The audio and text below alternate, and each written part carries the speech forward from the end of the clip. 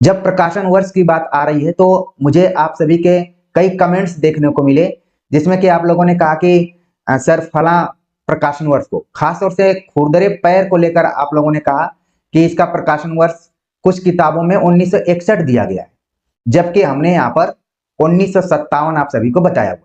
और हमने बताया कि इन कविताओं को जहां से मैं पढ़ा रहा हूँ वो कविताएं नागार्जुन संचयन से ली गई हैं, जिसके संपादक हैं राजेश जोशी।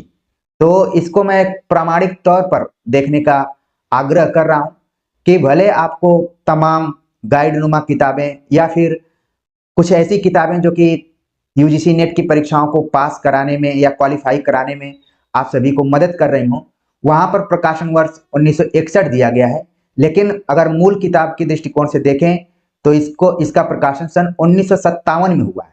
हमने भी अपने अलग अलग वीडियो में कहीं कहीं बताया हुआ है कि 1961 में, लेकिन जब गहराई से और गंभीरता से मूल टेक्स्ट का हमने अध्ययन करना शुरू किया तो कुछ कुछ तथ्यों में हल्का सा हेर फेर हो रहा है। तो विद्यार्थियों के मन में एक सवाल उत्पन्न होने लगता है कि अगर 1961 आ जाएगा तो हम क्या करेंगे।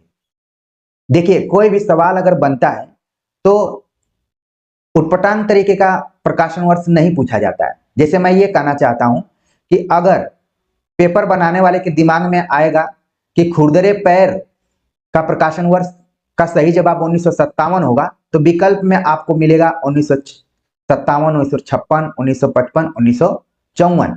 ये सीरियल वाइज यहाँ पर वर्ष हो सकते हैं। या फिर उसके दिमाग में रहा कि 1961, अगर वो भी दृष्टि जैसी किताबें, सरस्वती गोविंद पांडे जैसी किताबों को पढ़ा होगा, तो हो सकता है कि उसके दिमाग में आया कि 1961 है, तो वो ऑप्शन में दे देगा 1960, 1961, 1962 और 1963। इस तरीके से भी ऑप्शन दिए जा सकते हैं।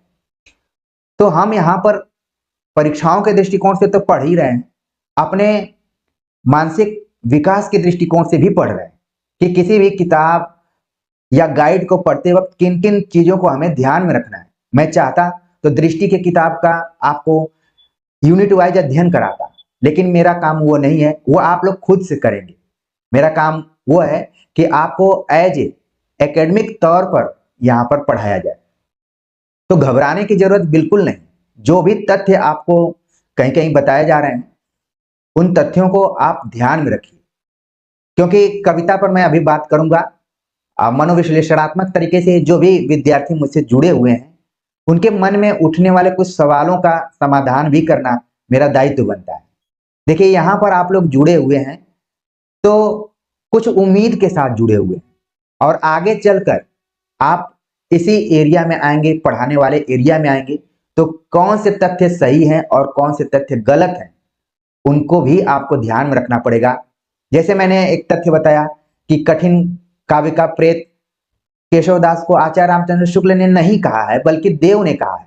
तो बहुत सारे विद्यार्थी जो मुझसे जुड़े हुए हैं, वो अपने प्रोफेसर से बातचीत किए, तो कई विद्यार्थियों के प्रोफेसर मुझे व्यक्तिगत रूप से फोन किए। आप लोगों को इस चीज की जानकारी नहीं होगी। उन्होंने कहा कि सर आपने कहाँ पर पढ़ा हुआ है, तो मैंने पूरा प्रमाण दिया। उन्होंने कहा कि हाँ, हम लोग भी जब परीक्षाओं की तैयारी करते थे तो ऐसे याद किए हुए थे, अब हमारे पास समय नहीं है बहुत ज्यादा, इसलिए हम लोग उस तरीके से रिसर्च के तौर पर नहीं देखते हैं। आप अच्छा काम कर रहे हैं।